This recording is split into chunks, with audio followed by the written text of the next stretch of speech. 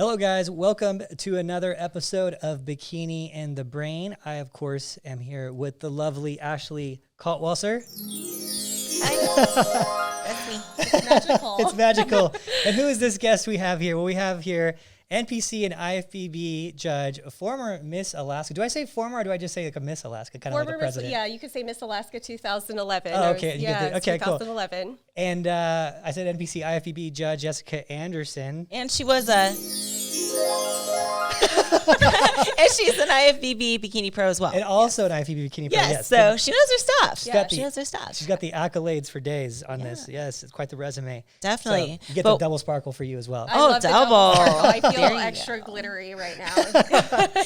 But Jessica here is so perfect for the topic of today, which is the overall package, because she can really get into detail with that hair, makeup, tanning, suit, presentation, walk, you name it. So she really pays attention to those little minor details that, you know, those little minor details add up. Absolutely. So that's what creates the overall package. So you're perfect for this. Thank you for joining us here today. Thank you so much for having me. It's really an honor. You know, Ashley and Adam have been joining me for a lot of cardio sessions, so I love the fact that I'm actually on the podcast today. Yes. Not everyone's like, Adam's joining you for cardio sessions.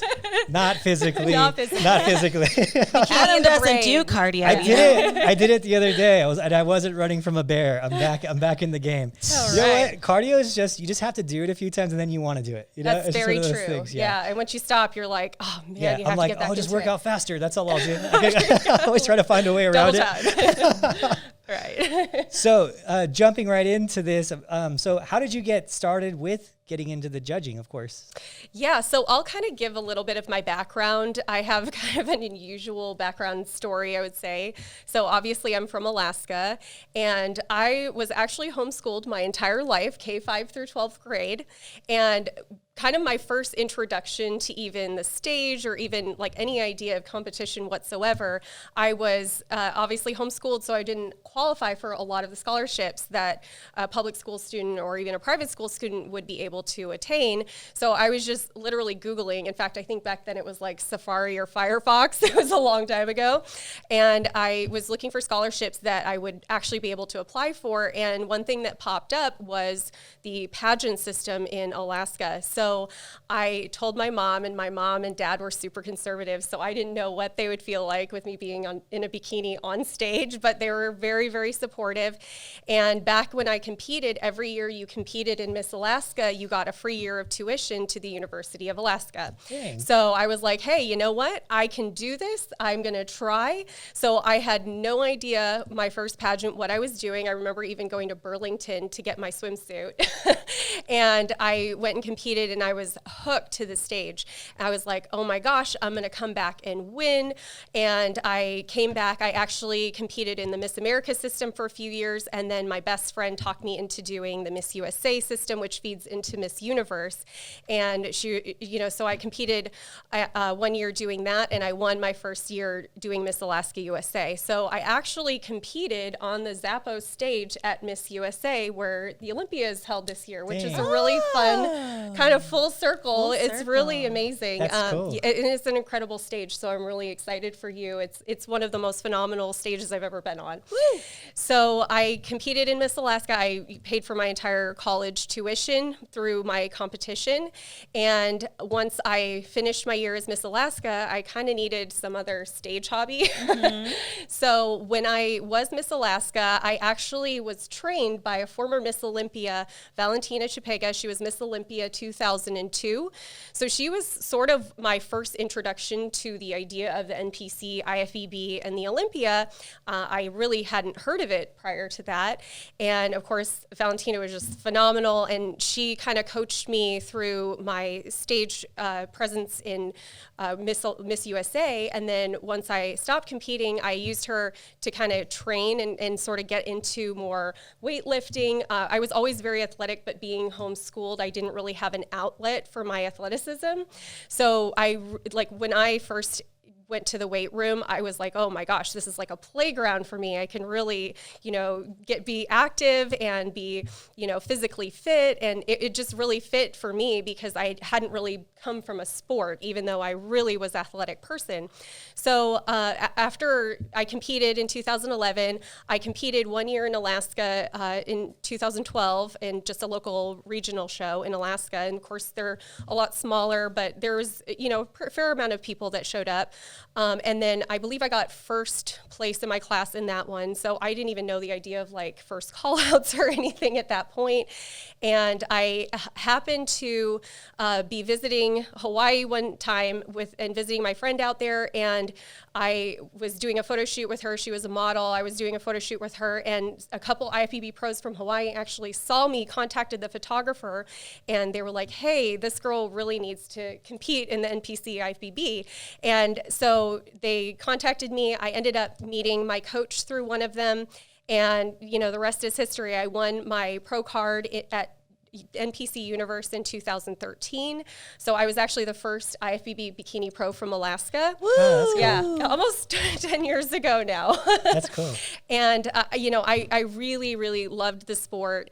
I actually met Ashley in 2013. We roomed together, a group of 4 of us all roomed together. Yeah, at the back when I was Resort broke. Post. You should tell me those stories. Yeah, it was awesome. It was so much fun though. And we learned, we fed off of each other too. Like all the girls were giving each other tips. I remember I introduced you to the hair bump. So, So it was, a really fun time. And, I had at the time expected to just continue competing. And I ended up, knowing like, hey, I could stay in Alaska. I don't think that, this is really the place where I can grow, personally and professionally the most. So I was like, I kind of need to go out. And I ended up moving to Portland, Oregon for almost a year and hated it, didn't really fit in. I couldn't really find anything that fit for me. And because of a photographer who had worked with a company that I had met when I had competed at the NPC Pittsburgh Championships, he was like, hey, I know this company that needs a graphic designer. And so I was doing graphic design at the time, and I got transferred out here and through that company and started working just doing like freelance graphic design for them. And I had always expected to compete again. So that was one thing that, I was always trying to compete. I was always starting preps. I had like started with a few different coaches, but God's plan's bigger than our plan. And I had a couple of injuries. I actually had just some hormonal issues, and I found out I had endometriosis. So just over the years, there were some physical things that kept me from competing. But throughout all of that time, I was always very involved in the NPC, specifically muscle contests, because they had so many shows out here. So I went to every single show. I tried to help in whatever capacity I possibly could with muscle contest. So I was always very involved, and I felt like even though I had never even competed in the muscle contest umbrella, I felt like they were my family, and they've always been really great to me. So after honestly 6 or so years of being in Las Vegas and working with muscle contests in various fashions, I was contacted by Tamer, and he said, hey, would you be interested in judging? And I was so honored. They had actually had one of their veteran female judges, Marlene, who's just amazing. She had retired, so he needed a couple other judges to kind of fill her spot.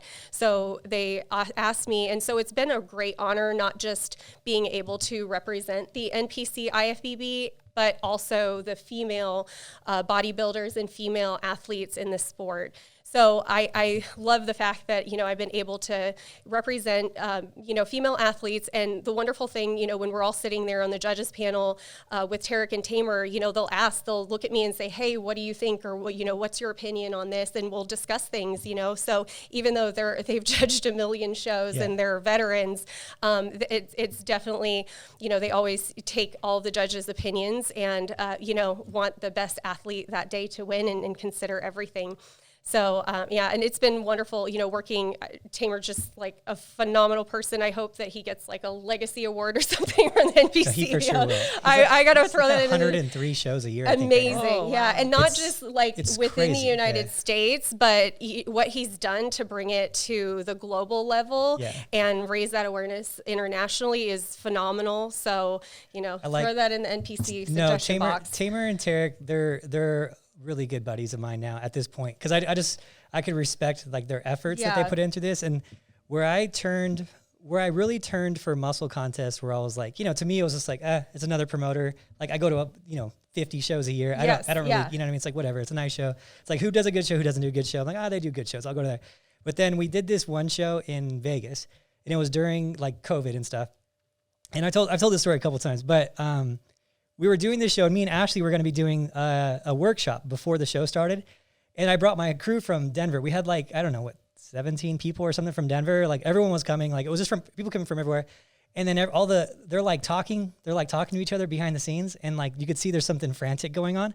And then one of my athletes, he's like, do you see what's going on back here? I'm like, yeah, it's a little weird, right? They're like, yeah. And so then they're like, hey, we got to cancel the workshop. And me and Ash are like, oh, all right, whatever. Like, so I guess we're not doing this workshop. We didn't know what was going on, but apparently they got shut down that day at check-ins. That was the COVID year. Yes, yeah. So they got shut down at check-ins. Gosh, yes. And then they went and they ran to City Hall, but City Hall was closed. Yeah. So they found this there was this thing where you could have like 30 people in like a restaurant. In a venue, yeah. Yeah. So they rented out this hookah lounge, which the guy like totally killed him on the price. Like it wasn't a fair price at all, but he was desperate. So they threw all this furniture on the edge of the hookah lounge, and there's only 30 people allowed in at a time or something. And then even then, like, so they did it and they made it like the best show. It's still, to this day, it's still the best show I've ever been to, because they were having a party. They were having so much fun. And then after the show, like the people came in, the like city people, and they actually shut down the show. Like at the very, we're almost done. We're doing the overall for Bikini, and then the music turns off. It was like a party to like total buzzkill, and like they're just trying to get through it. And like Tamer and Tarek are like at the door talking to like the Nevada people, and he's just trying to like stall to get through this overall. He's like just talking to him. We're almost through Bikini. We're in the overall. It's almost done, right? And the music's, and everyone's like, the girls don't know what to do. It was just such a crazy thing. I'm still in the back, like they let me in. They like felt bad that I came from, at the time I wasn't living here yet, but they knew I was moving here. So they sat me. They're like, we'll let you sit here, but you're one of our people, so we're not going to let all your coaches sit here. I was like, it's cool. I appreciate it, whatever. And I was like sitting behind like tape chairs that were like stacked up. So I was like peeking through this but I felt bad. I was like the only coach. And there was like 105 outside. So I'm not giving up my spot. Right. Anyway, so they get like a ticket, a fine or something for it, but they thought they weren't breaking the rule. Technically, I don't think they were, but they got a fine. I don't think they were, yeah. But Tamer has like tears in his eyes, and he's like, I'm just trying to do this. These guys want to do this. They want to compete. They've been locked in their house for whatever, right? Yes. So he's like full for on the athlete. He's full on like, he's like emotional. He's crying. He is, yeah. And then he's like, he comes to me and he apologizes, and I'm like, dude, you don't need to apologize. Like this is fine. Like it's not your fault, dude. Like I'm doing the same thing in Denver. I'm keeping my gym open and fighting with the city all the time, Mm-hmm. And then he's like, Adam, he's like, I'm just so happy we did it. He's like, he's crying, right? And he's like, I'm so happy we did it. He's like, I can't even tell you how much I've lost. He's like, but I've never been so happy he actually told us, he goes, I've never been so happy to lose 25 grand in my life. Like, he's like, it was all for the athletes. Yeah. And that's the thing. All of the shows, the protections are, absolutely on another level. And everything they do is 100% for the athletes and making it something that everyone can be proud of. Yeah. And then he, after that, I was like, okay, these guys, like, they're going to be the guys I give my clients to, because they take care of them. They do. Yeah. They're going to do the right thing. And still, even to this day, like Tamer pulled me aside the other day, and he was talking to me about like, what do you think, how the judging's going, and this and that. And then Tarek does too. And they message me, and I'm like, it's cool. They want feedback. Like they're not too prideful, which is, it's important. I think like people get to a certain level, and they're at the level where they wouldn't have to do that. They're like, absolutely. They could be like, whatever. Judge more shows than pretty much anybody. What do you know? I judge 1,000 athletes a weekend. You know what I mean? But they're like, what do you think? And it's like, it's cool because they're evolving and getting better. So shout out to them and Heather and all them, because they do a good job. Even though me and them, we'll have our fight every year with the promoters. I don't agree with something, judging wise or whatever. Yeah. But they're just like so responsive and so good. They're just good dudes. So they really are. And I mean, it's been amazing kind of working under the mentorship of Tamer, Tarek, and then also being able to sit next to Sandy and Steve and Tyler. You know, I just judged NPC USA's, so that was like a recent national show. That's a big one. Big one. And you're a real high level judge. It was amazing. And honestly, the talent just blew me away this year. It just got, it's amazing, the talent that was on that stage. And then I judged probably 5 or 6 bikini pro level shows. And I just judged the last wellness show, pro level show for this in-city showdown a few weeks ago. So that was really fun. That was my first wellness. So that one was an exciting pro level show. And then I've also judged a figure pro show. I've judged, like for at least the women's division, very, well-rounded. I didn't know. See, I didn't know they had like certain judges that specialize in divisions. I just thought it was like, oh, you have to judge bodybuilders too. But that's cool. I mean, honestly, it was just an ancillary effect of being with muscle contest. So, well, I think that's cool. Like you get to concentrate on, what you know best, and eventually we'll get to the bodybuilding stuff. But let's be honest, judging bikini is way more fun. Judging bikini is super fun. That's my favorite for sure. Cool. Yeah.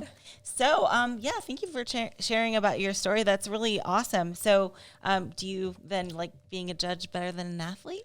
I do actually. So before I started judging in NPC, I judged pageants for a number of years. So I've judged Miss Alaska pageants for a few years. I've judged the Miss Nevada pageant here. And then I've also judged some national level pageants. So it really is fun because especially for the bikini division, I can, see certain things that I'm very familiar with what looks great on stage. I know, like I've seen a huge lineups of athletes and even contestants when it comes to the pageant side. So I'm able to notice like specific little details when it comes down to, walking or presentation or even like overall appearance, things like that, just little things that athletes can do to either, enhance or make that stage presence that much more effective. So one thing I will say before we even get started is and Sandy kind of taught me this because when I sat with her doing a national level show it was like a little over a year ago, she was literally taking notes on every single contestant. So ever since then, I have started taking notes every single show, every single contestant, because one of the main things as a judge, obviously we're there to pick the best athlete, but what really helps evolve athletes and helps evolve the sport is being able to give really effective feedback. So I will throw this out there as like my number one tip of the day. If you're competing and if you're wanting to progress your physique, if you're wanting to progress in the sport, then definitely after the show, contact your promoter and send them your photos and ask for judges' feedback. I save all of my, judges' feedback just because in case an athlete comes up to me, I try to talk to as many athletes as possible right after the show, but of course, that's very limited how many people you can actually see.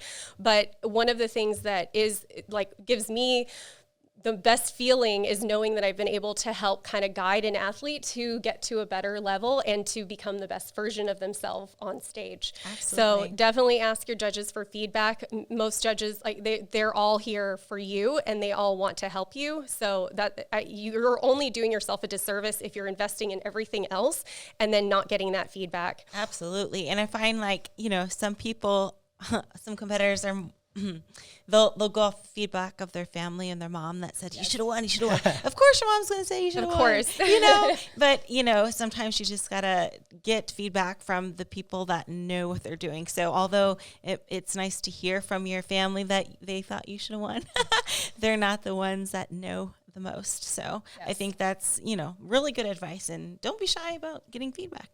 I do all the time. Even when I win, I still get feedback because there's always something you can fix. Yes. Always.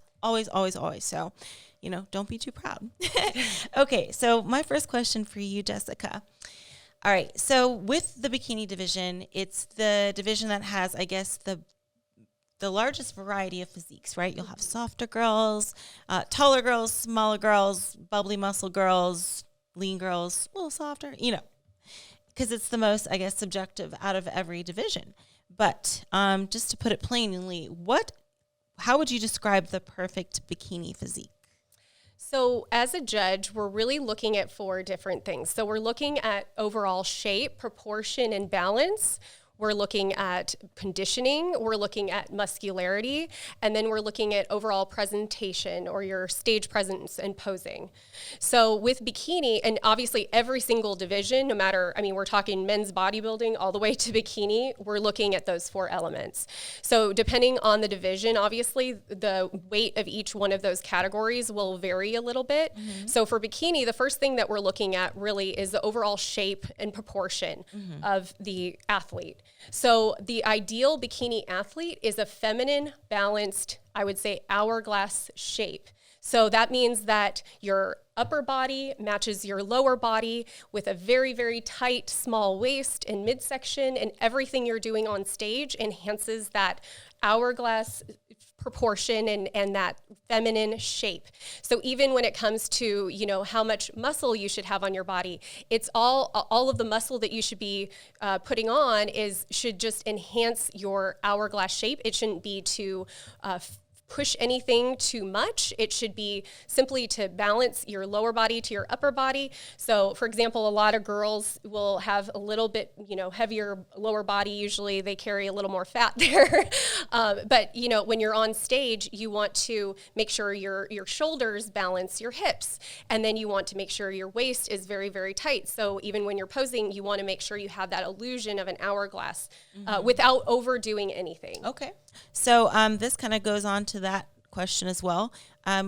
Physique wise, what don't you want to see in bikini? Like, what's something that you look at and you're like, oh, too far or not enough? Like, for example, striations or veins, or what's your opinion on these things? Yeah, so in bikini, we don't want to see striations. We don't want to see any visible muscle fibers, and we don't want to see any extreme separation. So there definitely will be details. So for example, you know, everybody talks about the glute ham tie-in. So you definitely want to have like some visible lines, but we don't want chiseled glutes or chiseled hamstrings. We don't want to see striations in your hamstrings, where in a division like figure, you know, something like that is allowed.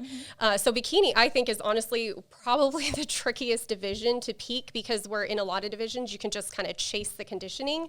Bikini, you have to walk that fine line of getting enough conditioning to show everything and to have that detail and to have those beautiful feminine detail muscles, you know, that are shown, but without pushing it too far to where you're looking, you know, too grainy or too striated or even too muscular. Because even some girls that, you know, may have a smaller frame may actually look really muscular just because they're just way too lean, and you see all of those striations, you even see muscle fibers, you know. So there's definitely a fine line that you have to walk. You definitely want to get to that level of conditioning that you need for that division to be competitive and have those lines, like the soft lines showing where it's not like etched in, but without pushing that over the boundary. Okay. I call it pretty muscle. It pretty is. muscle. Yeah, it is. Pretty Absolutely. muscle. Not the, I say that kind of like when I'm trying to define it to people and explain it to people, it's hard for people to understand what pretty muscle is, you know? And I explain it like, well, I'm like, have you ever seen a horse walking and you see all their fibers in their hips moving? You can see every single I'm like, you don't, muscle, right before that, Exactly. before that Yes. starts happening, that's what your legs. So the pretty muscle would be that, like a good amount of muscle, but not all those fibers you're seeing. Like, that's so it's like kind of how I kind of will explain it to people.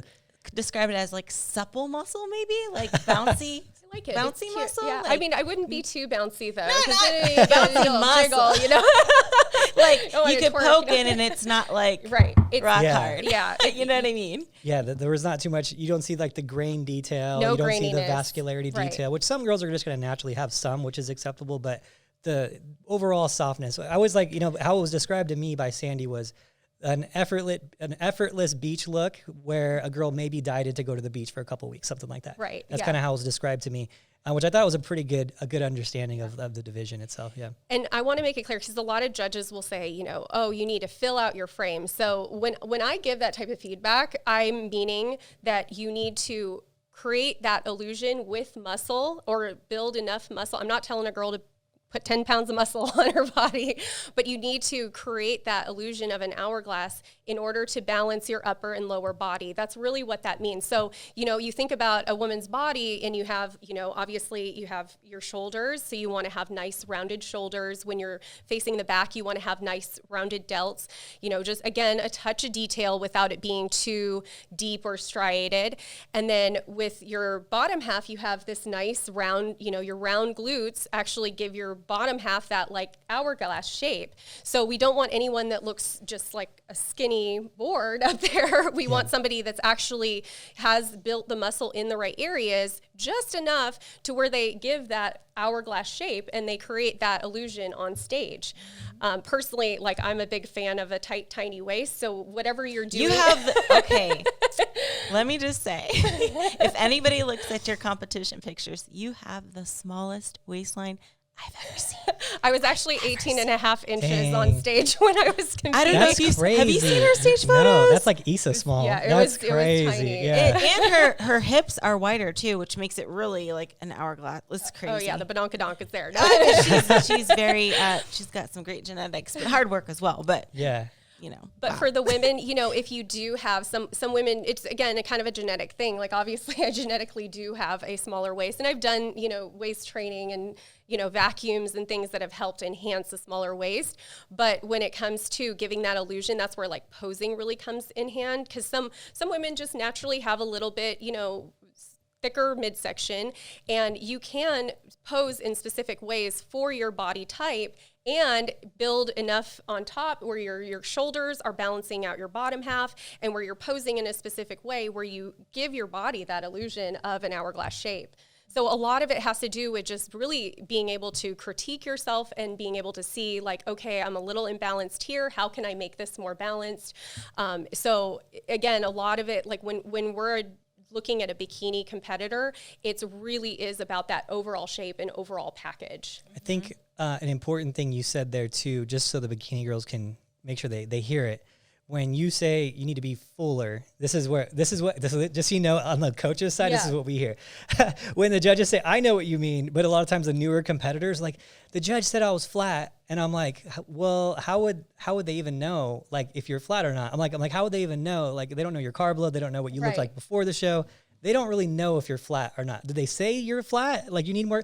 Yeah, they said I was like I need more carbs or whatever. And I was like, how exactly? She's like, well, they said I need to be fuller. So like they imply that they're flat, that it was a carb thing. I'm like, you went on a whole journey there. I'm like, no, they said fuller, which means more muscle, which necessarily means they don't know muscle how many. in the right Yeah, places. I'm like, they didn't necessarily say you're flat because they don't know what you looked like the day before to even know if you're flat. That's the first time they're seeing you. So they have no baseline for that. So just so you girls know, when a judge says you need to be fuller, unless they've seen you a bunch of times, like an Ashley or something, if the judge was like, oh, she needs to be filled out. Like they've seen her 20 times.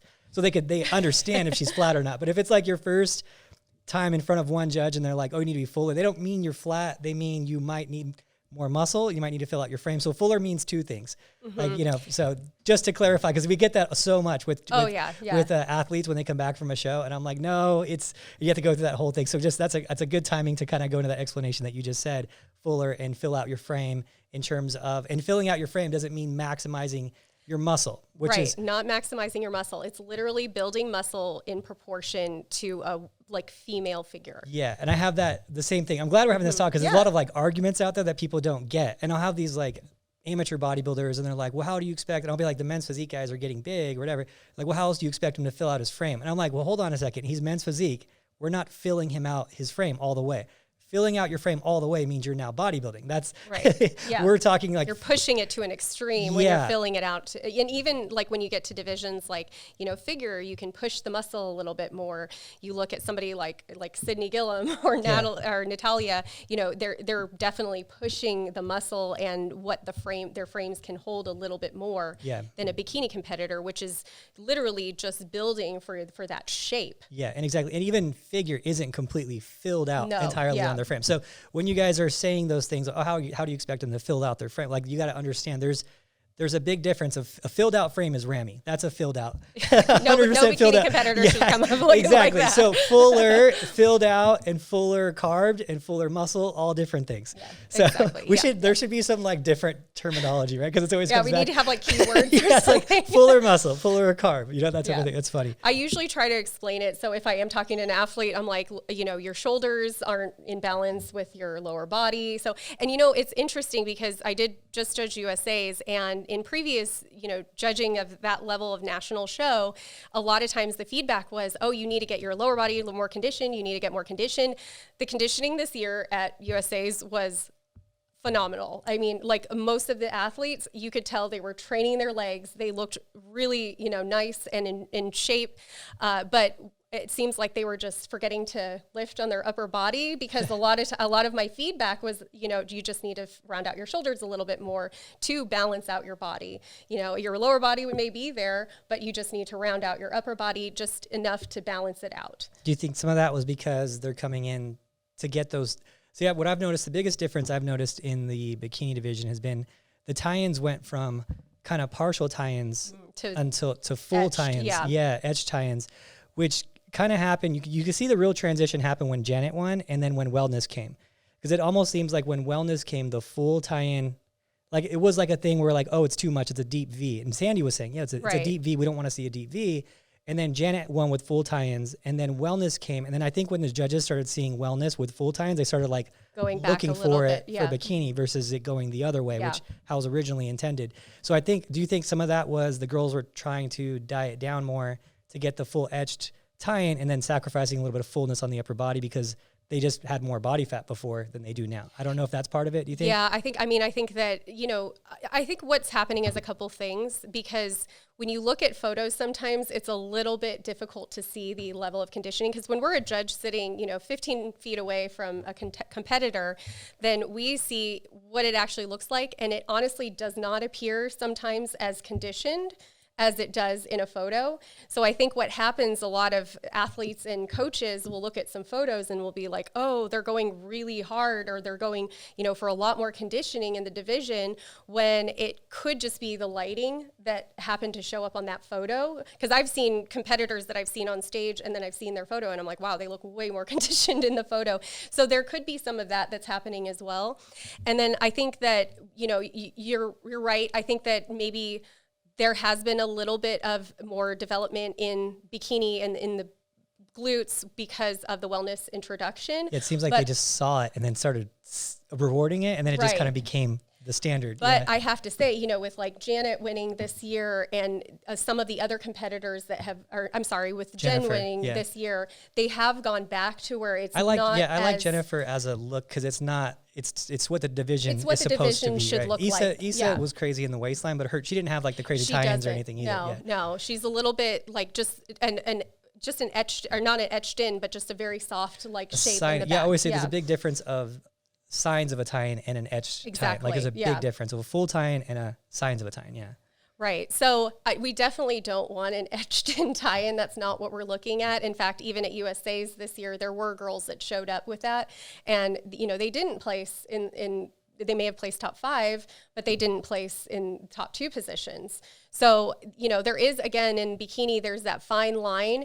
And I think, too, especially when you get to the pro division, what the judges look for from competitor to competitor, they may have a different idea from what they want to see in one competitor than they do to the next competitor. Yeah, that's a strange thing, but it does happen. It is a very strange thing, but it definitely does happen at the pro stage, because some competitors, they do like a little bit more on the softer side, where some, they like a little bit more on the harder side. Yeah. But again, when you're a amateur athlete, you need to look at the overall Miss Olympia. You need to look at, what is actually the standard of the division, which, you could go to the NPC News Online page and they say, no striations, no muscle fibers, no deep etched in muscle. So you have to follow, what they're actually picking at these like national level shows. And sometimes because people are looking at just photos only, I think it can get a little skewed because what we're seeing as judges in person looks slightly different than that. Yeah, I think that's important for people to hear. And I think like a lot of people get confused, like, oh, but this girl has like a full V tie-in. Like, why didn't she do better than the girl that doesn't? And it's like, because it's, correct me if I'm wrong, but in bikini, and maybe it's more prominent like in the pro division because you get like the physiques are more consistent, but it's not.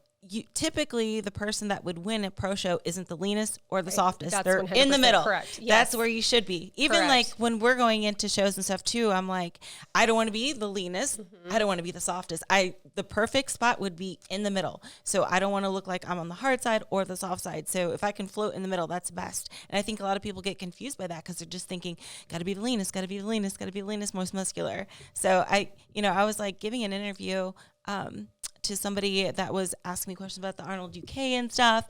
And, I explained to them like the show that I recently won, I wasn't the leanest and I wasn't the most muscular, but it worked out because that's what bikini should be. So I think that's important for people to know because especially for those people that don't have like the eye for it or aren't as knowledgeable in the sport yet, it isn't the leanest. It's not the softest. You want to be in the middle. You want to float in the middle. I thought that judging, that show in particular, I thought was really good judging. Really well judged, yeah. And not just because Ashley won, of course, but even if she would have got like second, I probably would have still been like the judging was good, like because there was so much variation of girls that they could have picked that were more muscular, that were more leaner, that had more etchings in their glutes. And I was like, I wonder how they're gonna do this because there's a lot of like if you just got overwhelmed by the glutes, there was girls in there where they had, people were like, oh, well, Ashley doesn't have the biggest glutes there. And I'm like, this is not a big glute contest. Right. It's not wellness. There's girls with better tie-ins, whatever, right? I'm like, yeah, but is it too much, right? So like, there was a lot of, you could have, someone, I could see a lesser skilled or a lesser experienced judge get lost in that, and it happens sometimes. You do see it happen where they're like, they just get lost in it and they're like, oh, we're going to pick that girl because she's jacked and she's whatever.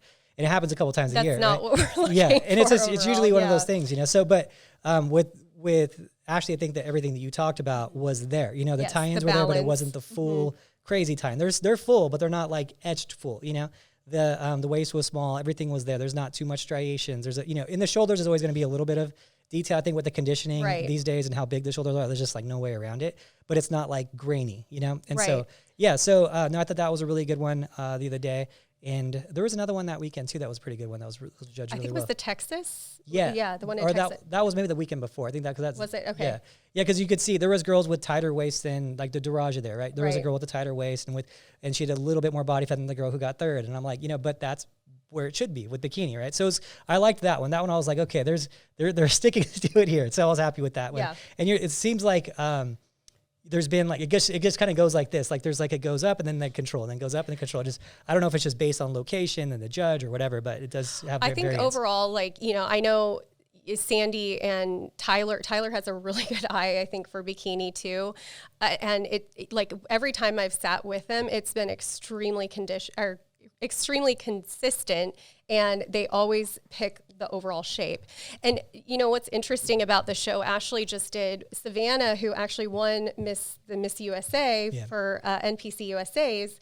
So she, looking at her from her NPC USA photos, she was a little bit pushing the conditioning a little bit in the photos, but on stage, like when I'm looking at her, you were looking at her overall package, her overall balance, and she honestly had the most phenomenal package and the most dynamic shape on stage. I think she's got really good shape. She has a fantastic shape. And what I think is happening a little bit too, when it comes to like that amateur or national level to the IFBB level, when I was competing, and even a couple of years ago, someone would win a national show and even an overall in a national show like that, and then get, maybe second call outs in an IFBB pro level show once they did it. And like, for example, Deanna, who won the prior year for Miss NPC USA, she, I think, got 7th in a pro show that she did a couple months after she won. And so she actually took a year off just to kind of develop her body a little bit and be competitive at the pro level. But you have, seasoned pros that are obviously they're not pushing it too far, but they have the muscle memory, they have, developments that just from doing this for a very long time. And then you have athletes at the amateur level that go up against those, or previously you did, and they wouldn't stack up against the pros as equally. But now I think that gap is closing a little bit. I think people are trying to emulate, people that are at that high pro level division. And we're seeing talent that's on stage at the national level that's just at a higher level than it may have been in previous years. And they're a little bit more ready for that next step and to compete as pros. Like they're actually coming on and they could go head to head with some top pros. Well, getting a pro card now, it used to be like, it's funny as a coach, you do this too. Cause you would tell athletes, okay, cool. You're ready to do an NPC show. Okay, cool. You're ready to win an NPC show. Okay, cool. Now you're ready to win a pro card. Okay, cool. But after you win your pro card, you're not ready to go on a pro stage though. Exactly. Now, and now's a year later. Now you're ready to go on the pro stage. Ready. Yeah. Yes, and then you go on the pro stage and they're like, okay, now we talk to the judge and then we figure out what we need to do after that. Cause there's no I think I know, but the judges are going to tell us something totally different for you. Right. Sure. And then it was like, okay, now we fine tune. So it was like this whole process. And now it's like, you don't really get a pro card until you look pro ready. And then basically you could just go right into it. Exactly. And that's what I noticed, especially at USA's, because everyone was showing up looking pro ready, and like Savannah, another example, she's going head to head with top Olympians and she got 5th, I believe, at the Wasatch Warrior. So she really, really did a good job and came in at pro level, and then she could go turn around, do a pro show a few weeks later and get top 5. Yeah. So that's something that we're seeing now, where I remember even when I was competing, you would get lost in the call outs if you tried to go jump into a pro show right away. Yeah, there's been a very few of them that have done well with that. I remember, it's just like, and every time it's funny because you get all this hype when a girl wins. Exactly. Especially when you win like a Miss USA or something like that, something big like that. And they would just fade. They'd be like, oh, she got third call outs. That's crazy. It'd be like one of those. But against all of the competitors, like if you're looking at her compared to, second call outs, and you're like, wow, looks so much more developed than them. But what she really is more like developed on the pro, at a pro level. She's a big pro too. Yeah. She's bigger. I think she was the biggest out of all those. I think little bit, yeah. Her upper body's a little bit big for bikini. Yeah, she can definitely shoulders bring it and arms down. Seems like it's really close to figure if she wanted to pose that way. So that's. But then put her next to like a Sydney Gillum or a Natalia, and then. You know what I found interesting about Sydney, because I've seen her pose before. When I see her walking around the gym, it's not crazy. You don't see her as like this crazy jacked girl like she looks on stage, and then she opens up and I'm like, where did that even come from? It doesn't even make sense. It's like bat wings or something. It's just crazy. I was like, that's her? I was like, okay, she's fit. Yeah, she's a fit girl, muscular, whatever. And then I saw her in the posing room and I was like, dude, that is not the same girl. It's so crazy how posing, makes it. She's a master of posing, Yeah. But like you'd see her on pictures and you would think she's just walking around with like, everyone is just stopping her in the streets. Oh my gosh, but she just looks really fit. Like she looks like a really fit woman, And then, I remember that. I was like, it's like a 50% bigger posing. Everyone, if you're posing right, you're going to look like so crazy. Yeah. Posing is everything. Yeah, for sure. So that's a great segue into posing. You are such a master of posing, and you have all the tips and tricks. So let's go into it a little bit about posing and why it's important. So what are some of the biggest mistakes you see with posing? So I think there's a couple things. I think, first of all, one thing that we're looking at from like an overall package in bikini is the level of confidence that you have. So I think that a lot of people will look at a competitor that's maybe a very seasoned pro that's been posing for a very long time and has this amazing routine, and they're like, oh, I have to do all the things from that routine. But you haven't been practicing that. You haven't been doing that. And for you, it may not fit your body best, and it may look a little bit awkward, and you may not feel 100% confident doing it. So with posing, I think there's a lot of things that people try to do because they think it looks good or it looks sexy or it looks good on stage, but because they're not 100% confident with it, it comes across a little bit awkward and it can be a little bit distracting. So one thing with posing that I see a lot is, just with your foot placement in general. So people try to do a little bit too much movement with their feet instead of gliding into each one of their poses. Poses should be very, very smooth. This transition should be extremely smooth.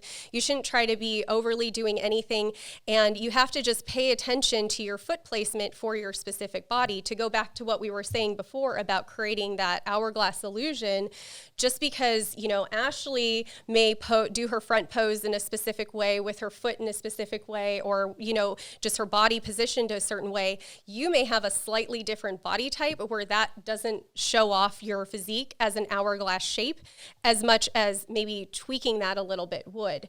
So with bikini, you have to pay attention to your foot placement very, very closely, especially in those front poses.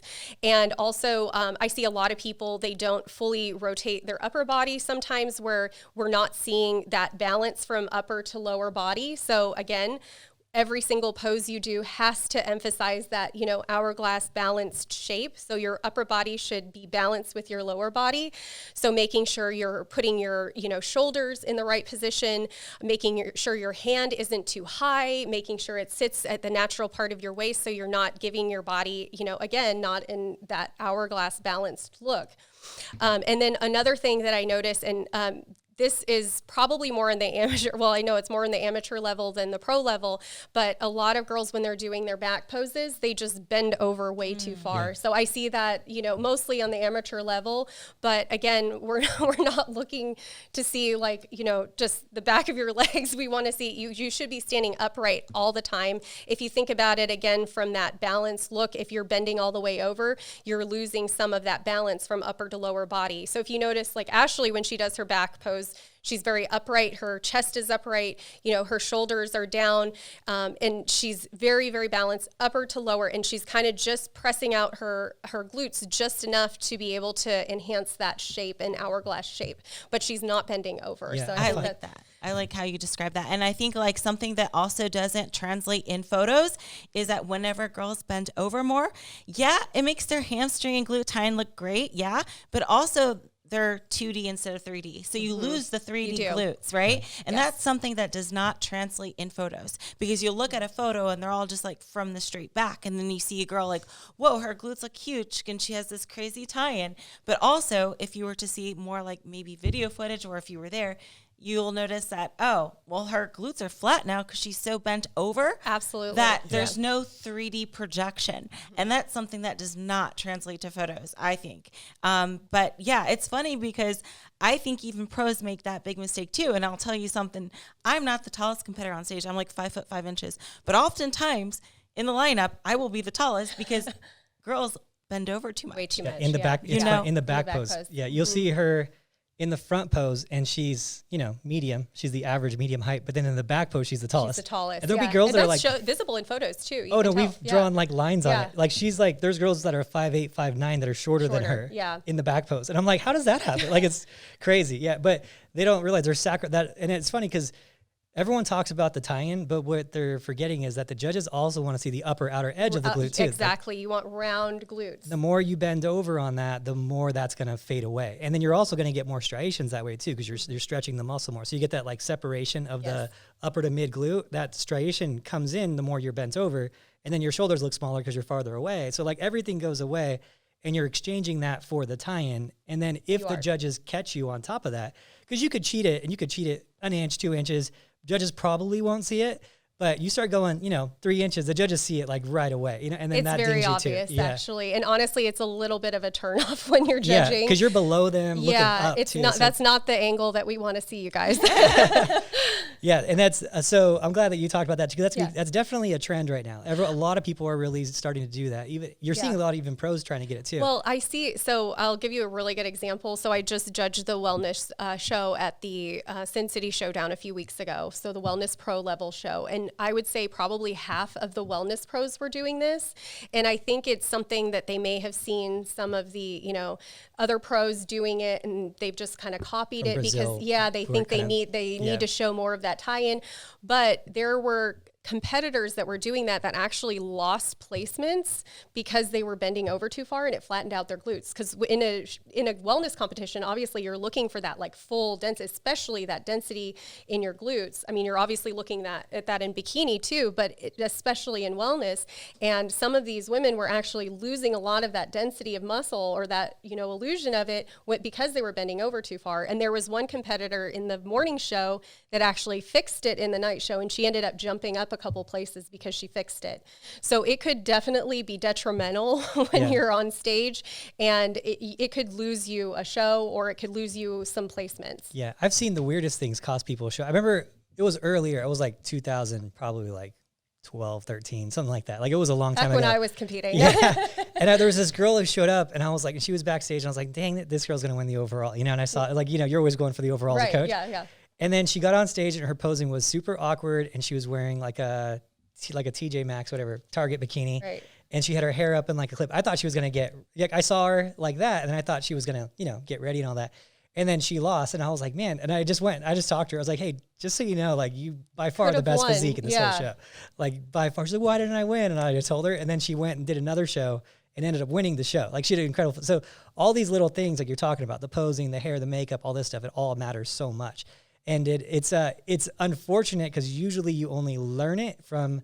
There's a couple ways you learn. One, I think right now it's easier because you can be on YouTube and videos like this. Which again, you have to be a little bit careful of who you're listening to. Yeah. You really, really do. I mean, even some coaches kind of lead girls astray, I think, a little bit when it comes down to posing. Yeah, I'm pretty strict on my like sources too. Like I'm like, only use angels. Like if you're using someone else and your suit's bad, that's on you. Like I told you, use angels. I had that happen recently too. And I'm like, and I saw it, and it's in all of our stuff, like use angels, And then I saw the cut was really bad on this girl's suit, and I was like, is that an angel suit? Like, did they really, they really drop the ball that much, And then I was like, because I'm friends with them too, and I'm like, I didn't want to like be like, man, they really did a bad job, But I'm like about to make phone calls, and then she's like, no, it was my friend. I didn't want to tell you. And I'm like, okay, like I can clearly see it wasn't an angel suit.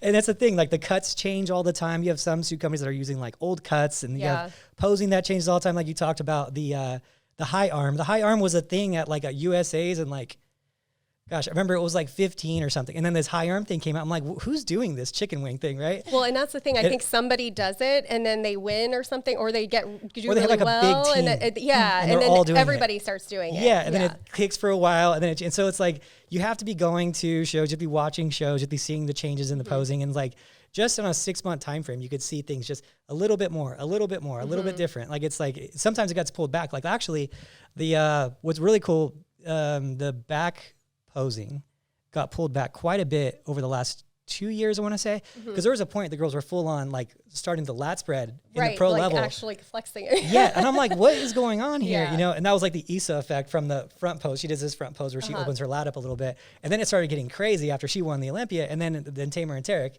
kind of jumped on that. Hey guys, stop doing this thing. Nobody and needs to now, and now instead of, and then it went to opening up like a little bit more with the elbows to create shape. And now it's like elbows are back again, right, like, which is what it should be. And again, like whenever you're thinking, and this is why practicing and looking at the mirror is so important throughout your prep, because every single position that your body is in, everything from the top of your head to the bottom of your feet should focus on that hourglass shape. It should focus on the balance between your shoulders and your hips and that tight waist, and it should emphasize that. And there's things that people do that they may not even think about that kind of pull away from that. Like with hair, for example, I've seen girls go on stage and their hair is like past their bikini, and all of that just pulls away from the actual like small of your back. So it takes away from that hourglass shape that you're trying to present. I see a lot of girls too, and this is a really big one. They'll flip their hair around. And again, like they may see like a pro that does this fantastically well and can pull it off, but they're trying to emulate that, and they'll flip their hair around, and what ends up happening is it just looks like a mess on stage, and it covers up their shoulders. It falls not in an even place, and so it just looks distracting and messy, or it covers their shoulders when they're in their back pose. So like even with your hair, you have to be very, very careful. Every single movement that you do should enhance your physique. And if it's a movement that does not enhance your physique in some way or looks awkward, then just take it right out. Yeah. You know, don't try to do anything just because somebody else is doing it. Try to do something that actually looks the best for your specific physique and shows off that hourglass shape. Yeah, and your personality too. And your I think that's really personality, important right, too, because yeah. you'll see girls that are more, how do I say this? They'll be like more reserved or something, and they're not used to being that like sultry poser, and then they'll Right. try to be a sultry poser all of a sudden, yeah. and I'm like, dude, we can tell you're trying. Like, Or you have somebody like Ashley is more of like a bubbly personality, Yeah. right? So she's not going to be the type of person that would go on doing like maybe a Janet style pose on Yeah. stage, because that's not her personality. But Ashley can convey like a lot of charisma and smile and, you know, have a lot of fun with it and interact and, you know, make eye contact with the judges in specific ways. That's great for Ashley because that's her personality. And that's a fun thing too about bikini, because there is an element where you have to find out like, okay, what is my personality? What do I feel most confident doing? Yeah. And how is that going to enhance my physique? And how can I convey my personality in a fun way on stage? yeah, I always say that in our posing classes, like be true to your personality. your Like if this is not personality, you, yeah. don't let it be you. Just Like, cut it out. yeah, and you'll see girls that will try it at first, and it's not a knock at any of you girls, but everyone kind of goes through it, you know? Like you'll have a girl come in a posing class and she'll be doing like the Victoria's Secret high step, and I'm like, no, Yeah. like unless you're pulling that off, like Okay, perfect. so that's a great segue. So you're not going to hear another judge saying this, but I will go into this a little bit, because for me, walking is one thing that I notice because I come from a pageant background. So when I was doing pageants, I would spend literally hours and hours and hours a day, and with some really good coaches and people, practicing walking only. So without even posing, just walking. So there's certain things that people do on stage, especially in NPC, IFBB, that detract from your stage presence in the way that you're walking. So a couple things that I see, you'll see kind of like, it's like the baby deer, it's called, where girls who are wearing heels that are way, way too high kind of go flat-footed on stage, and then they may have their knees a little bit too bent. So you're not really having good posture in that way. Your walking looks super awkward. So again, like it goes back to having that confidence, and goes back to doing what you feel most confident with. If you don't feel confident wearing 4.5-inch heels, do not wear them on stage. Wear what you feel comfortable in. I personally never wear higher than 3 or 3.5. Oh, really? That's yeah, surprising. because I've had like knee injuries and I've had ankle injuries. So I don't want to do anything that's going to like hurt myself or feel really uncomfortable on me.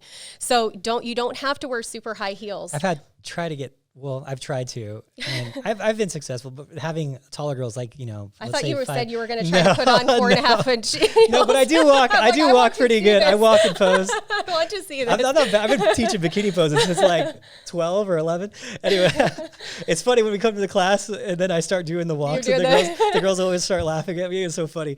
But I have had taller girls like 5, let's say 5'10", 5'9", or whatever, have them do like 3-inch heels.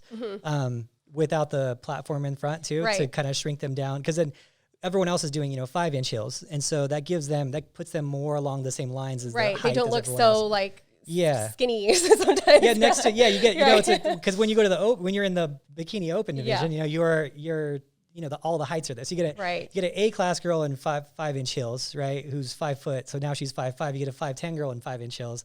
She's 6'3". It's a pretty big difference. So yeah. But if we can gain, 2 inches by making that girl, 5'10" girl 6'1", Right. Then it's and the a girl's little more 5'5", even. you kind of even it out a little bit. But a lot of times the girls aren't as comfortable in the 3 inches. Like, no one's doing it. No one's doing it though. I don't want to do it because no one's doing it. And I'm like, I'm just trying to get back to the middle here. Everything seems to be, we keep talking about it, everything's the middle, right? Yeah. Everything's like middle conditioning, middle muscle, Right. yeah. And again, like with anything you're doing on stage, nothing should take away from your confidence or what you feel you're comfortable in. So again, if you do feel comfortable in 4.5-inch heels, by all means, go for it and do it.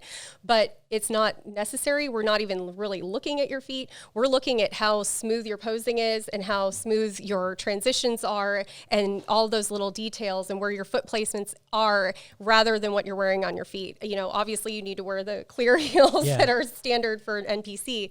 But other than that, you know, wear what's comfortable on you, wear what you're going to look good in. Another walk that I see that's really awful, I call it the horse trot, but it's basically where they're like kicking their legs up every single time. And it just looks so distracting. I think some people think it looks sexy. It does not. It looks very awkward. When I was doing pageantry, one of the things that we were taught, and this goes for pageants, this goes for modeling, you're always taught to walk almost in a straight line. So you don't want to cross your legs too much. I see a lot of that too. And then you get kind of this thing going. It's not like hourglass. So if you think about it, when you're walking in a straight line, your hips and your legs kind of create that like really perfect silhouette figure, and you look more hourglass. So again, you almost want to think if you're like walking on a beach and making footprints, then your footprints are all lined up with each other. Or if you're on like a tightrope, you're walking a tightrope. You know, there can be a little bit of crossover. That's There's been okay. a lot of crossover. There is a lot, and for me, I think one person started doing it, and then everybody started doing it, and I've even seen to where people are like rotating their hips. Yeah. And honestly, it looks very distracting, and it honestly takes away from that like silhouette of your physique when you're walking. Do you think that's going to be consistent with all the judges too? Just I'm asking purely out of curiosity, because it's trending so much. I think it's trending because that's what athletes are doing. So I can tell you, because like a lot of judges won't identify these specific things. I can see it because I've, you know, taught girls how to do pageant walking. I've judged a ton of pageants. I've seen a bunch of people on stage, and I know what looks good on stage and what does not look good on stage. And I think that like you have a lot of judges that, you know, that's what you have, that's what you're judging that day. And obviously you're not really taking off points for people's walk, but what it does do, it just detracts a little bit from their stage presence. Yeah. So again, you're not going to hear probably any other judge bringing this point up. That's why I'm asking. You won't. No, you won't. Because it's you don't get you just don't have these in-depth conversations about things like this. Well, and I will give you an example, because I was actually judging a regional show with Tarek, and I was sitting right next to Tarek, and there was a girl there, and she wasn't even in like the best shape or conditioning or whatever, but she came out, and I think she was like novice or something. She had the most phenomenal, like flawless walk on stage, and just, you know, perfectly like, again, if you look up like Miss Universe competitions, if you look up Victoria's Secret model walks, like that's kind of what you should be emulating as Bikini. And she definitely had that like really nice stride and model walk. And Tarek leaned over to me. And again, Tarek is a guy, and he's not done pageants or doesn't know like the in-depth stuff about walking that, you know, I would have accessible to me. And he leaned over and he was like, see, that's how I tell all the girls to walk. You should walk like you're like shredding through the mall. And I was like, she's walking like a pageant girl. She's walking like a model walk. So it's one of those things where I think like if more girls actually started watching their walks a little bit more, I think the judges would actually start recognizing it and seeing it, because again, like I've seen so many people on stage, whether it's pageant contestants or competitors, and it's very obvious like what looks good and what does not look good.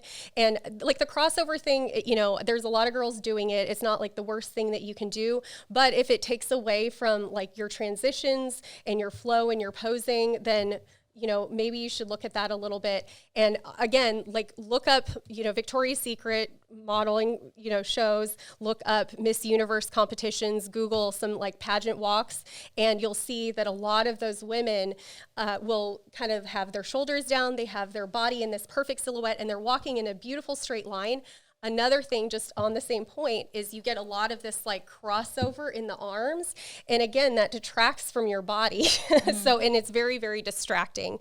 So like you should have your arms kind of naturally flowing to your side, no over exaggeration of movement. It should really look fluid and elegant and beautiful and show your physique in the most, you know, proportioned way, which is what we're trying to do and accomplish. It's definitely not there right now. That's crazy, because like, as coaches, we do, and it's funny because we go back and forth with like the judges, right? We're like, well, we're only going to prepare people for what wins. That's it. Right. And so whatever's being awarded, that's what we're going to do, you know. And then the judges sometimes will be like, well, you guys can't bring them in so sharp. We're like, we have to, because they're rewarding. Everybody that, right? is, yeah. Yeah, like if you don't award first place, then we won't bring them in that way. So, but it's funny is that happens, but that's not such a judge criteria. We just kind of go with what the masses are doing. Correct. So like, right now the masses are doing, and I'm going to ask you this too, what your thoughts are, because you have more insights because you sit next to Tarek and Tamer.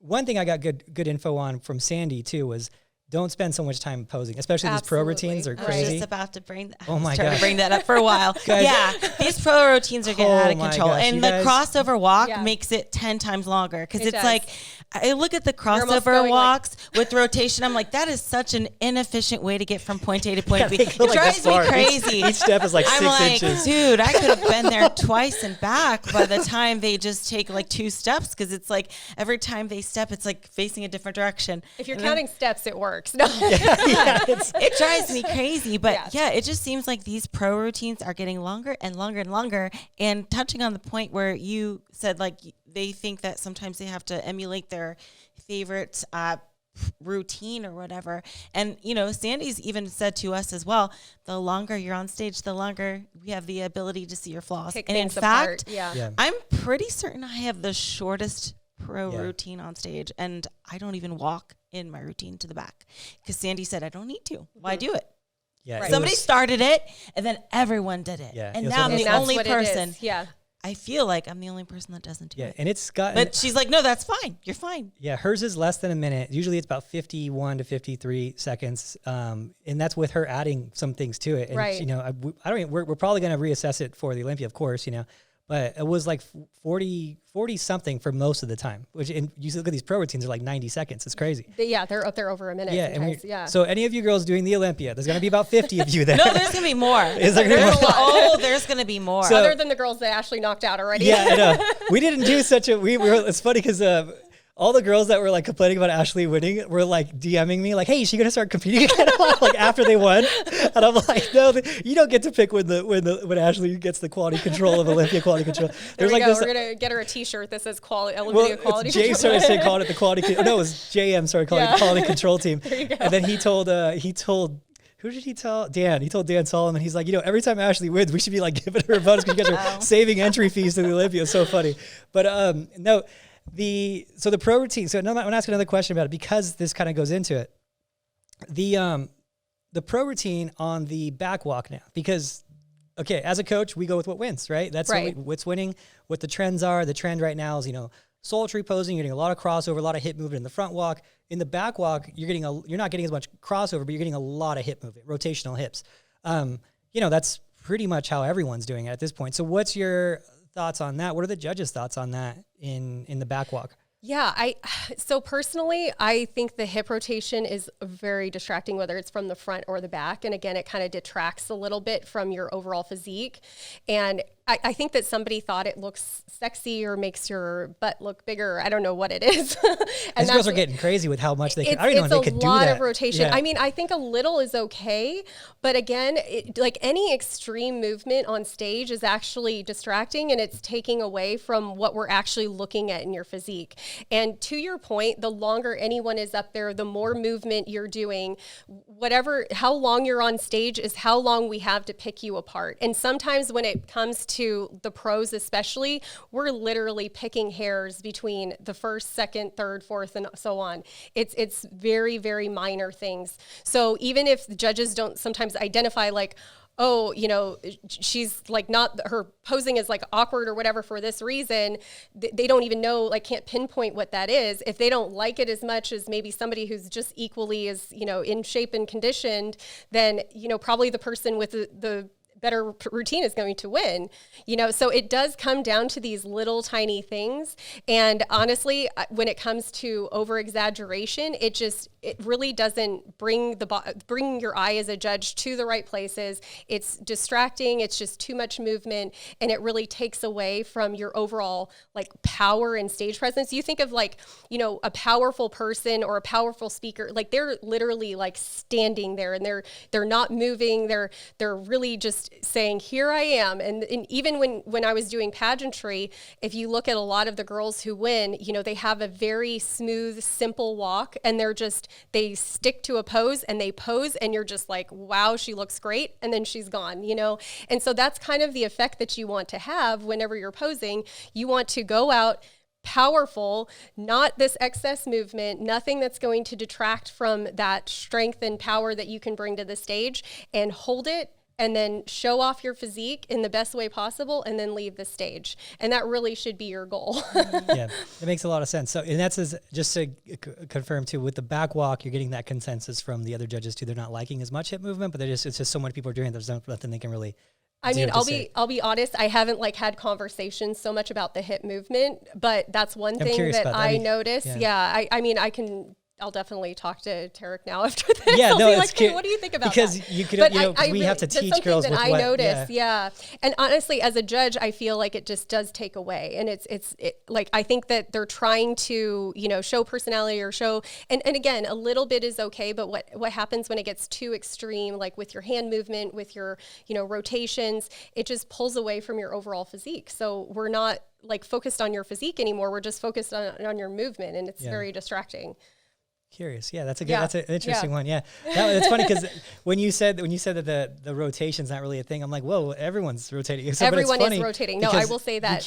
You can't do anything about it if everyone's rotating, you know what I mean? Right. So and again, this is something that, for me, I notice these small details when it comes to like walking, stage presence and all this, because I've seen so many people in like all different types of stage presence. It's funny is that once in a while, it's not too often. It's like pretty rare that someone will do like an announcement thing. Like Sandy did one about figure a few years ago. Remember that? She was like, I don't want to see any striations, this and that. Right. And then Tarek and Tamer, they did one about the lat spread, right? And they did it but they did it in Portuguese on one of their podcasts, I think it was. Yeah. And then, but that would be funny to see like if one came out on the walking of like the hip movement or something like that, because everyone would be like, wait, that's the only way. That's what everybody's doing. Yeah, it's funny. So, but it happens. Sometimes these things, they come out, and like the other one was, that was at a seminar. It wasn't at an announcement, but it was at a seminar. We talked about the high arm for a while. Right. That was the in high 14, arm. 15, something like that. Right. Yeah. So, and that like leads to the high shoulder and doing this. Yeah. There's been some, what's funny is when we look back at the posing, like we look back at all the years of posing, there's been so many like kind of weird things that but we just kind of did. Like were you part of the crossover foot in the back pose? Did you ever? I think I never did it personally because it like didn't look the best on me. It trended for about a year. Yeah, it did. I think it was like right kind of around the time I was competing that was a thing. 12, it was, yeah. But again, like it is an evolving thing. And when it comes to the walking, it's not something that we're necessarily docking points for, but these are just things presentation overall. And especially with bikini, it really comes down to, who is that it factor, and everything that you do on stage tells us something about you. I always call it like my favorite form of nonverbal communication because you're trying to communicate to the judges like who you are, and anything that you do that's distracting kind of takes away from you and takes away from your physique. So it's something just like, again, I'm bringing this up just because I have done like a lot of, pageantry and walking sessions with people, and it's a fun foundation for your posing. And it matters. It does. I think people underestimate how much it matters. Not just the how you're scoring basically essentially the overall presentation, but there's the eyes and energy and attention that they get. Yeah, energy is a really good way of putting it. Yeah, there's only been a few times where someone was such a good poser that I was like, gosh, like how do you not look at her? Even if her physique wasn't the best, like the energy that girl created. There's been a couple times like Malu was a good example of it. Have you seen Malu? Malu is amazing. Her posing is I love stupid. her posing. Yeah, it's like, how are you this really good at posing? Yeah. It's like next level stuff, just how she just flows with the energy. I don't know if it's just, she got good songs or something when she came out, but the energy so good. I don't know, that Brazilian something. That's what Tarek, she's like, dude, she's Brazilian. What do you expect? It's like. Yeah, but look at her though. She's a really good example. She's super flowy when she's posing too. And that's when it comes down to everything you do should be not too much exaggerated movement. It should flow and be very like streamlined, and every step you make should lead into that next step, and it should just like be flowy and feminine. And that's another thing with bikini that we get to do, even with our walks and with our posing, is we get to be very, very feminine. And all of the other divisions have more, strict, quarter turns that they're looking at. But with bikini, you actually can show a very feminine physique and a very feminine style of posing, which is really fun. So nothing that you should do should be too like exaggerated or jerky or awkward. Everything should be something that you're confident in and lend to that overall flow of your routine. Yeah. And it's funny because people ask me about that. What did she get? Actually third fourth, Malu, that show. She got I don't third, know what think. show you're talking Yeah. about. It was one of the ones Ashley won at Hang On. Yeah. And people were like, do you think she should have gotten so high? And I was like, you guys weren't there. Like, if you saw her posing routine, that's like her, you couldn't not look at it. There's like a few people, Ashley's great, Issa is great, Malu, but like there's just certain people that have certain times. Like Ashley, it's her front walk. Like you can't, like you just look at her when she does her front walk. It's so hard to look at anyone else, really. He's really And that's again biased. No, He's biased. I will tell you who I think the walkers and who like the energy. Yeah, for me, and I do think your front walk gets the eyes. I do. I think your front walk gets the eyes. I think India's a close second on the front walk. India's great. A close second. And then there's some back walkers too that are like really good at walking in the back. Laura Lee's great at walking in the back, right? Like there's just certain people who do certain things like hip rotation, things like that, which might not be a good thing. But Malu, like when she comes out, her energy is crazy. It's like a show, it's like a show. And so that does help. And it helps in all divisions. If you're not a good bodybuilder poser, you're not going to do well, and it comes down to like, if someone is that close, like you were saying, like if you're splitting hairs and you can't decide, the judges can't figure out, it's going to come down to those details. And Malu's posing and someone, slipped up on their posing routine, Malu's going to win that day. Even if her physique maybe was 2 points below it, right? It's just, that's the whole thing about bikini. So I think that it's important that I'm glad that you're having these talks about these things. And I want to reassess walking. It makes me want to, what it makes me want to do is like hire a pageant walking coach. Yeah, I can send you a few people. I'm always wanting to learn. I prepped a girl for Mrs. Colorado. We won. We won the show. Erica Shields, awesome. Erica Sharp Shields. Do you know her? The name sounds super familiar. Yeah, it was the first time I ever did one, and we won Best in Bikini. Oh, that's awesome. Which I didn't know was an award. I was like, of course it is. Yeah, it's an award, I guess. Best in Bikini, and then we won the show, and then she was on this tour, and it was cool because like I started getting inquiries for like the prep part of it, which is kind of fun. And I was like, maybe I'll do this. And then I realized like I was like, I don't have the time to learn. It's a lot. It's a lot to learn. So maybe we'll get a walker in here. That'd be fun. Yeah. No, I'll definitely send some people your way. Sure. Ashley's got some questions on this podcast here. What is next on the? Well, first I was wanting to ask for a while I do have a question about posing as well before we move on. So, we were kind of talking about trends earlier. There's a trend that kind of popped up, I want to say starting like the end of last year, and I hate it. I hate it so much. It makes me cringe so hard. And I just want to know your thoughts on it. Okay. Do you already know what I'm going to say? I don't know what it is. I'm curious. You know what I'm going to say. I probably will be like, it's girls that are like freaking like touching themselves as they're posing. I hate it. Please do not do that. Yeah. It's one of those scenarios. Not that show, guys. It's one of those scenarios that I think they saw a few of the top girls do it, and now everyone wants to do it. But it kind of seems like it's dying off a little bit. But especially not bikini. Please don't. And I was just like wondering, like, man, what are especially like the female judges, what are they thinking of that? Like they'll like caress their glutes and everything and like rub up. Like, I hate it. Not that so show. much. I mean, to be honest, we do talk among ourselves as judges, and those types of things we're just like, it is very cringy when you're sitting there as a judge, and that's not what you're looking for. I remember my first time I saw it, I was like, what is happening? I was like, my eyes popped. I was like, what's going on here? Like, what? Again, and it goes back to those things where anything that you're doing that detracts from your physique and overall stage presence, you just take it out. No extras. And that was one of those things. It's funny because it's one of those things that like Sandy went over in like seminars, but it's also one of those things you don't want to like be so out there with. As like a head judge, you can't really say, hey, don't, because you're pretty much don't touch yourself. Yeah, because like you're kind of, people know who's doing it, right? So you kind of have to like get the word out without like calling people out, kind of. But yeah, guys, if you're doing it because you saw someone do it, every judge I've talked to, every single judge I've talked to, they say don't do it. That includes wellness, guys. I think actually wellness is all. I'm sorry, wellness girls. They think they're even worse than bikini girls with that stuff. Yeah. Yeah, I think it may have started actually as like a wellness trend, and then kind of crossed over a little bit. They get really flamboyant with their posing. Yeah. So I think it probably stemmed from that, and then some bikini girls started doing it, and then it became a trend. I do see like it's starting to die off, thank God, because I was like, I am not going to adapt to this. I'm sorry. I remember you told me that. I'm sorry. I will not conform. Drawing the line. She told me that once. Like she's like, Adam, just so you know, like I am not going to do that. I was like, I don't know what you're. Cringe. Like I can't do it. Trust me, we all feel the same way. So let's talk now a little bit about like, the other, things that go into the overall package, the hair, the makeup, the tan, and you're perfect for this. So makeup, what do you consider good stage makeup and what's distracting? Yeah, so I think with makeup, one of those things that you need to think about is this is not the type of makeup that you need to wear like you're wearing your everyday makeup. Yeah. So stage makeup is a lot more dramatic and it's a lot more intense. In fact, a lot of times if someone's wearing stage makeup staring at you, you're like, whoa, that's too much. But again, this is something where, especially for newer competitors that don't have a lot of background in the stage or may not, know how to do different types of makeup.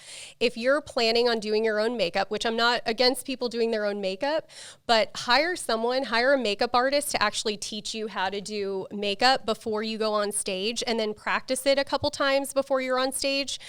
You see a lot of very interesting things. And then even like at USA's this year, there was a couple girls who had really good physiques, but their makeup was terrible and it was very washed out on stage.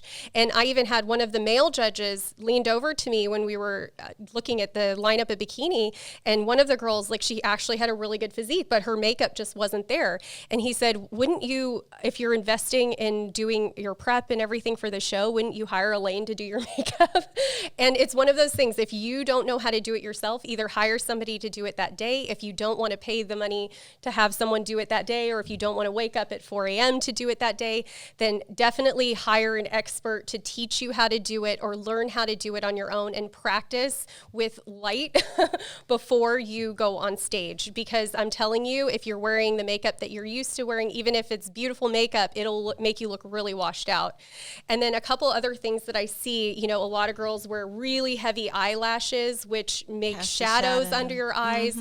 So that, definitely detracts from overall facial beauty. You see a lot of glitter, which again, if you're going overboard on glitter, then it just is distracting and it really doesn't make your body look like a full package. It's just, you're just looking at your eye makeup. You're matching your suit. You're matching your suit. Like yeah. I think a lot of times people do cheerleader type makeup on accident. And like their first few times they'll do like the cheerleaders that go, glitter everywhere, that type of thing. But it's not the same for a bikini. It's like a fitness model show. And exactly. Your face should look, honestly, it should be somewhere in that like pageantry type of makeup look, So, and again, if you're not comfortable, doing it yourself, or if you're not familiar with stage makeup, then take the time, like just as you're practicing your posing, just as you're, lifting weights every day, take the time those weeks out from your show to practice your makeup and make sure it's going to look good under those harsh lights, because I'm telling you, those lights wash out everything and you don't want anything that doesn't look, make you look more beautiful. Mm-hmm. And you know what my biggest pet peeve is with makeup?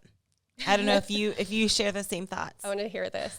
Biggest makeup pet peeve is I see girls that wear either clear gloss or nude, and it looks like they don't have lips on stage because it might be like a nice color on their everyday, but when you have that tan on, it doesn't look like you have your lips. It's like straight teeth. Right. I hate that. You don't have to go like straight red, or super dark, but at least darker than your tan.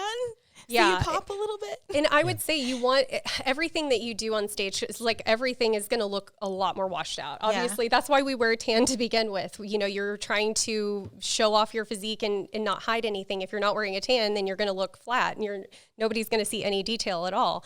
So same thing with makeup. You don't want to look washed out. And if you're not wearing lips, then your face is going to look flat. If you're not contouring in the right way, if you're not wearing the heavy, eye makeup that you need to really make your eyes pop, if you're not wearing the right lashes, all of those things are going to kind of detract from your overall look. And with bikini, especially, like in some divisions, you can kind of get away with a little bit more, freedom when it comes to makeup. But with bikini, especially, we are looking for that overall it factor. So we want someone that has that, model look and looks great and has that fantastic stage presence and is beautiful, not just in the face, but in the physique. And it all kind of flows together. We're really looking at that overall package.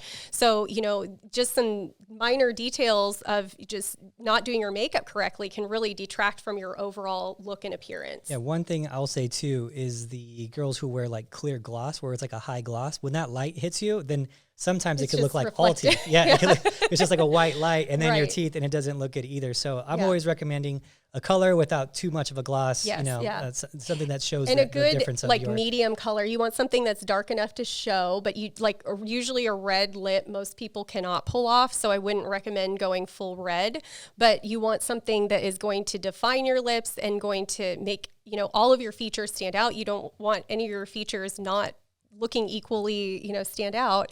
And, a red lip may be a little bit too far, but you want to get something that's dark enough that it's not going to be washed out under the lights, but not too nude or too light that it's just, you don't even see you have lips. Yeah, and I will say too, with the girls who do, especially like you see it a lot you'll see a little bit at the national level, but definitely a lot at the regional local level, where they're like, I have to match my eyeshadow to my suit, like a purple suit. That's another one. Yeah. Don't match, and honestly, even with your eye makeup, it's better to wear something, that complements your skin more than anything. Cause you don't want any like major color that's going to be jumping out at you, just like the glitter. You don't want anything that's going to be too distracting. And the judges are like, whoa, what does she have on her eyes? That's not what people should be thinking when they're sitting there judging you. I've seen a couple ones, a couple more like where they like perfectly matched it, and it was like a bright suit, and it was like a ton of it, and I'm like, gosh, you really kill your look, right, it really kills right. you. It's too distracting again. And then just to give you guys a resource for teaching you how to do makeup, I've used Lindsay Ambrosia in Denver, but she does like video calls and That's FaceTime calls. She's a perfect, makeup yeah. artist, and she'll teach you how to do your makeup for, you can contact her on Instagram, Lindsay Ambrosia. I think it's like Makeup Madame, right? Is it Makeup Madame? Yeah, but I think her last name ends with an O, not an Ambrosio? Okay. I should Could know be her. wrong. I've known her for like 12 years. I should know. Sorry, Lindsay. But and then the other thing is too, is as a coach, just so you guys are aware of like the makeup thing, I'm not a huge fan of you guys doing makeup with the stage person unless you really don't know what you're doing with your makeup, because it's hard when you have to wake up at 4 a.m. Right. Sometimes I've seen girls like at a big show at Nashville where they're double booked, where it's like 3 a.m. or the other side of it is like, oh, they booked me at 11. I think I'm going on at 11:30, 12, and I don't know if I'm going to be have enough time. you're upstairs in this makeup room, and then you're calling me downstairs. What class are they in? What class are they in? And so you're stressing, your water retention starting to accumulate, like things like that. So I'm like, just, do your makeup when you wake up, learn how to do your makeup. Yeah. It's so much easier, because it's hard too when someone wakes up. If let's say you get on stage at a big bikini show and you get on at 4 p.m., but you did your makeup at 4 a.m. in anticipation that you might be on at 11 a.m., right? And that's not the freshest makeup look either. Yeah. You start to kind of fade, especially if you're going to be going into a night show that's, 10 hours later. So, it's one of Ashley's greatest pastimes is watching makeup tutorials on YouTube. She does. I used to stay at Ashley's house and she'd be watching makeup tutorials. I was like, how? But the girls are quite entertaining. Yeah. They were actually fun when they were doing it. But she got me watching the craziest YouTube channel. The food one's still my favorite one that she gets me watching. The guy who tries, was it the ice, frozen dinner guy? Yeah. frozen dinner guy. He's hilarious, but he does frozen dinners, like he like assesses it, but he's like really funny. He's really funny. Hysterical. So, but anyway, I guess we're at a good podcast. We're at an hour and a half here, Ashley. Do you want to? What do you want? Is that a record? It might be the record, but it's been really a lot of good information here. Thanks, I'm guys. This has really, been really nice. happy with it. Yeah. And please tell them where they can find you, because your Instagram name's different from your legal name.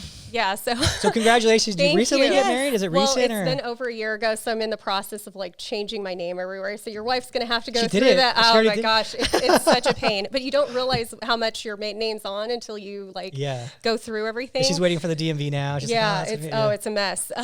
So I'm actually Jessica Chuck Ran on Instagram. It's like Chuck Ran Away. So Chuck Ran. Yeah. So I will be keeping that one though, because there's no Chuck Rans in the United States.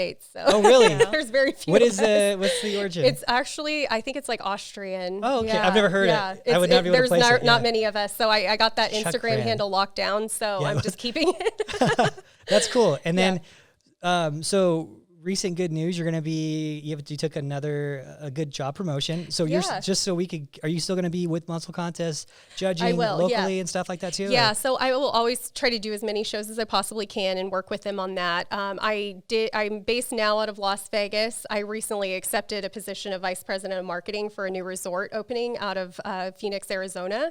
So I will be relocating within the next couple months, but yeah, I'm very excited about that opportunity professionally. Super cool. But I always, I really love being a part of the sport and love being able to help athletes and, contributing as much as I can because so many people have contributed to get me here. So yeah, it's cool. Yeah. That's the thing I find what's really awesome about this industry is everyone who's like gotten, well, I think a lot of people who've gotten something from it always want to do something for Absolutely, it, yeah, and that's yeah, how I am too with part this of stuff. it. Ashley is too. I mean, I can't even tell you, how many, it's funny because, people are always like having their talk like, oh, Adam's paying her to do all these things. I'm like, dude, Ashley just does them like for free. Like she sets up these podcasts. Ashley's the best. She does these posing seminars for free. Like, and I'm like, no, dude, she just wants to give back. Like I can't even tell you how many times we've done it.